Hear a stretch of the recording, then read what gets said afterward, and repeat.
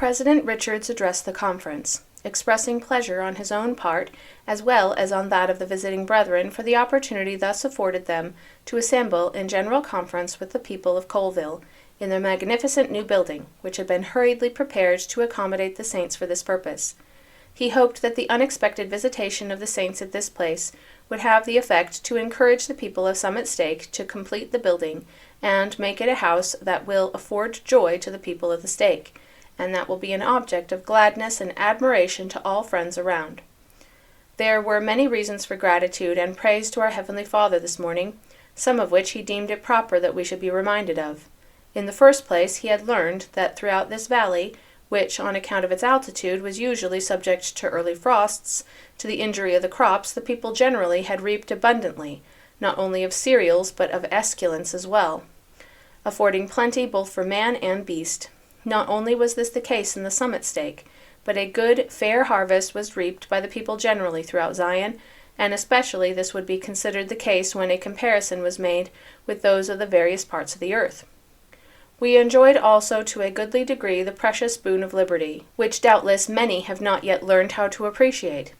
If we had to experience the distress that many peoples of the earth were now passing through, the oppressions of human government and the terrible destruction of life and property that had overtaken many of our fellow beings, together with the misery, trouble, and want from which so many of God's creatures suffer,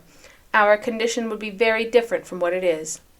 In the earth so abundantly blessed in all general respects as are the Latter-day Saints of these mountains, it was true that because of our religious views being in conflict with those of our fellows, some of our brethren were deprived of the pleasure of attending this conference, and the association of the saints and others were incarcerated. But when we contemplated the lot of true believers of all ages, we certainly, thus far, had reason to be thankful that things were as well with us as they were.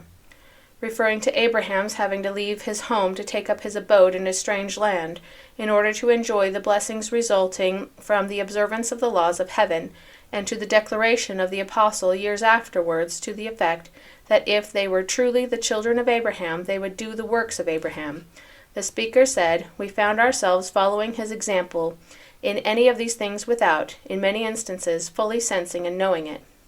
And while the barbarism of Father Abraham had been referred to by certain Christian people, it is a fact worthy attention that he was peculiar from his contemporaries in that he had attained to the knowledge of God to a marked degree, while they know him not at all.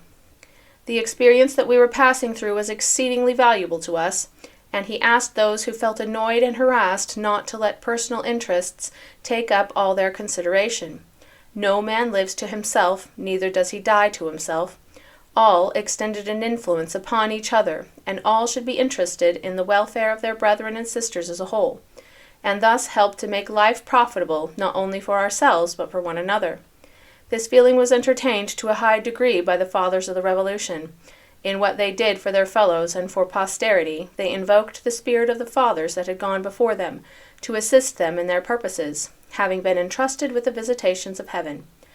We should comprehend in a deeper and higher sense the important consequences that attend our actions and conduct before the Lord and one another. The Lord had already made us peculiar from other religious bodies. It is his design to yet make of this a nation of kings and priests. When we consider the vast opposition he has had to contend with ever since the beginning, and of his having to take hold of poor humble men to bring about his purposes, the undertaking seemed at times too great to be contemplated by serious men.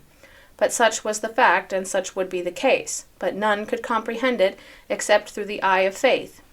The speaker referred to the early experiences of the Church, and the feeling those experiences produced in the hearts of the people of God, showing that when the exigence of ease required it, men had to lay their all upon the altar of sacrifice for the benefit and blessing of the brethren. Such scenes were unknown to the younger portion of the people, and it was hoped that such occurrences would never be experienced by the Latter-day Saints. In comparison with the many hard and trying scenes through which the saints had passed, the speaker dwelt upon the present state and condition of the people. Our circumstances were now comparatively easy. We had good, comfortable homes, with well-stocked farms and well-filled granaries. In consequence of this changed state of things, we were liable to give way to temptations that were unknown to us in our poverty. The love of pleasure was descanted upon, together with Sabbath breaking and public enjoyments, and the serious attention of the congregations were called to these things, as well as that of the people generally. The speaker warned the young men against sin of taking the Lord's name in vain, and the people generally against using their tongues to the injury of their fellow men, and called upon the people to live so that nothing but goodwill to all should exist in their hearts, and blessing upon all the creatures of our God proceed forth from their lips, and especially so towards the household of faith.